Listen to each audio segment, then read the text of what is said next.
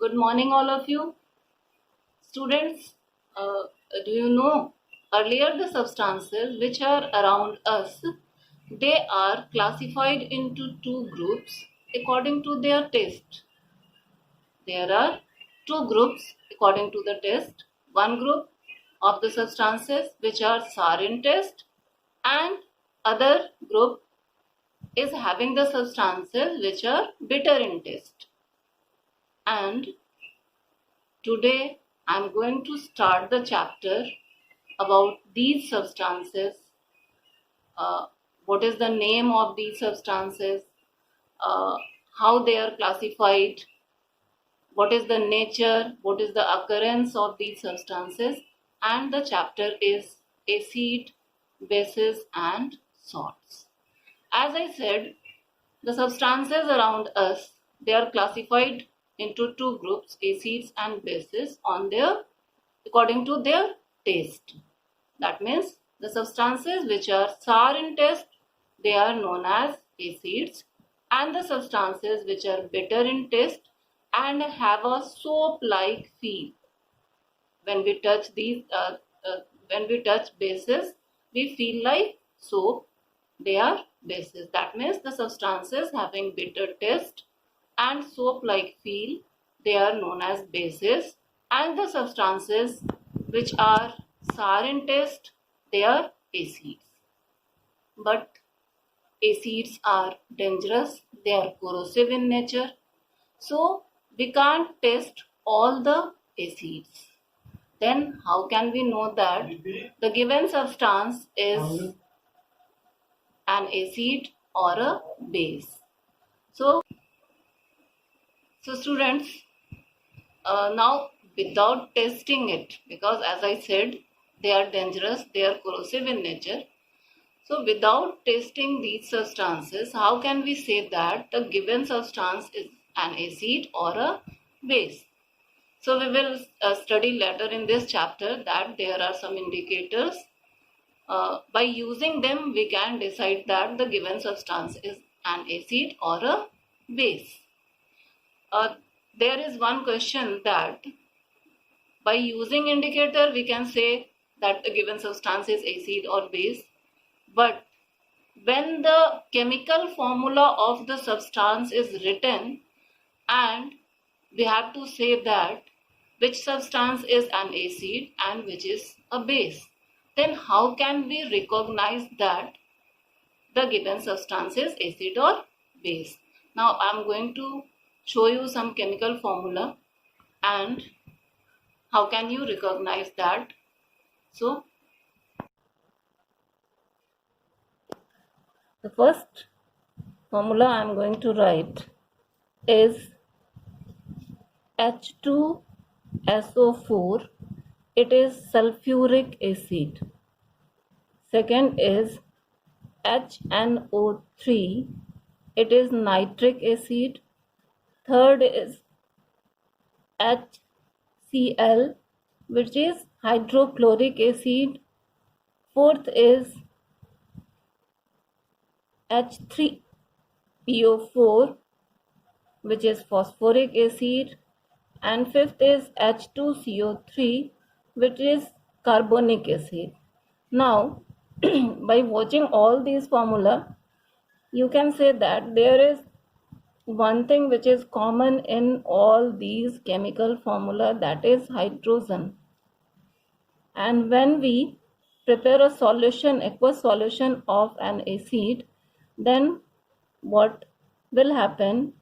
This will break into H plus ion and HSO4 minus ion. And presence of H plus ion shows that the substance is an acid.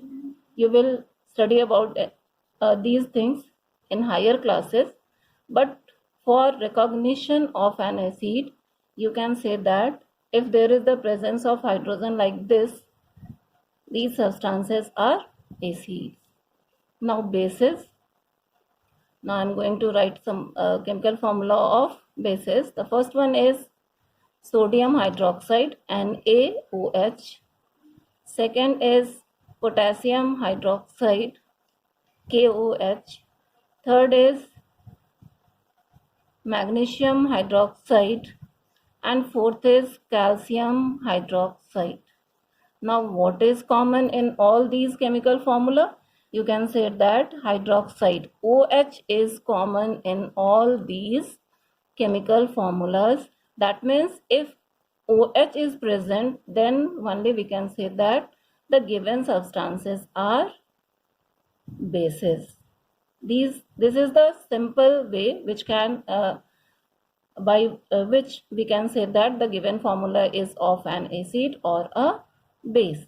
There are different other things also by which we can say that the given substance is a base or an acid. Now, there are two types of acids. The first one is mineral acid and the second one is organic acid. Mineral acids which are prepared by the minerals present in earth.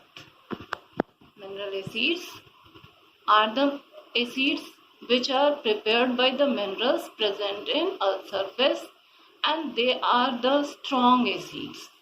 Strong acids means they are very reactive, very corrosive in nature, and they are very strong. Mineral acids are very strong acids. There are some examples given in your book, that is sulfuric acid, hydrochloric acid, nitric acid, phosphoric acid, and carbonic acid, and one more is sulfurous acid. All these are mineral acids and they are very strong acids. The second one is organic acid.